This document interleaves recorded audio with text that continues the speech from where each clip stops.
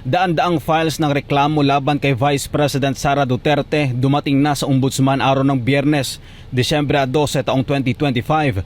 Inirereklamo ng mga civil society leader si VP Sara at 15 pang individual dahil sa umano'y maling paggamit ng 613.5 million pesos na confidential funds, kabilang sa mga ipinaparatang ang plunder, bribery, malversation at graft.